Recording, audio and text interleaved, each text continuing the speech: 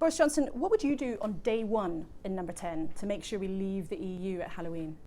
I would make sure that we have a plan that will convince our European friends and partners that we are absolutely serious about coming out. And the key things that you've got to do are to take the bits of the current withdrawal agreement, which is dead, take the bits that are serviceable and get them done.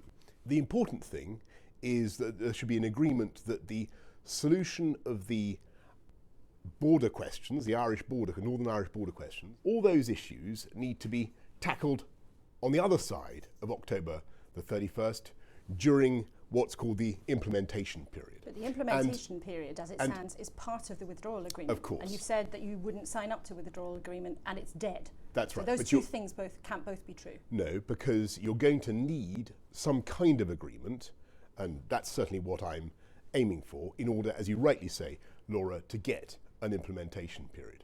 Any EU leader, they have been crystal clear, there is no kind of deal without the backstop, an insurance policy for Northern Ireland. So what evidence do you have you can get around that? Nobody wants a hard border in Northern Ireland, and indeed nobody believes that it will be necessary. If you want to be Prime Minister, you have to tell people how you would do it. You can't just wish it to be true. Let me tell you, there are abundant technical fixes that can be introduced to make sure that you don't have to have checks at the border. If you cannot get the agreement that sounds like you crossing your fingers, you are clear, we would leave, you would take us out at Halloween without a deal. An absolute guarantee?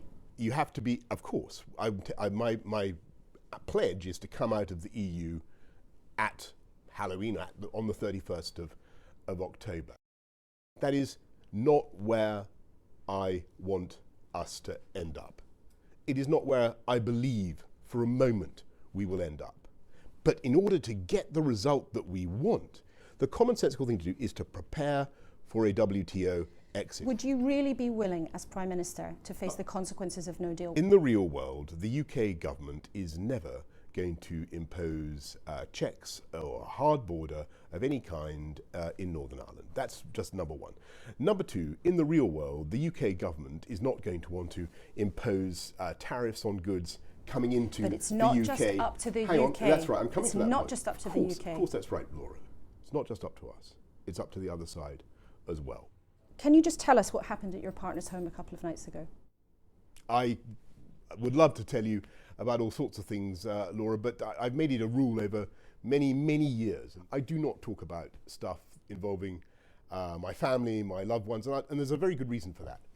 And that is that if you do, you drag them into things that really is not in a way that is not fair on them. But does your privacy mean more to you than the public's ability to trust you? Because part of trust is being open, it's being accountable, it's being transparent. I get that, I totally get that. But my key point, though, is that the minute you start talking about your family or your loved ones, you involve them in a debate that is, in a way, that is simply unfair on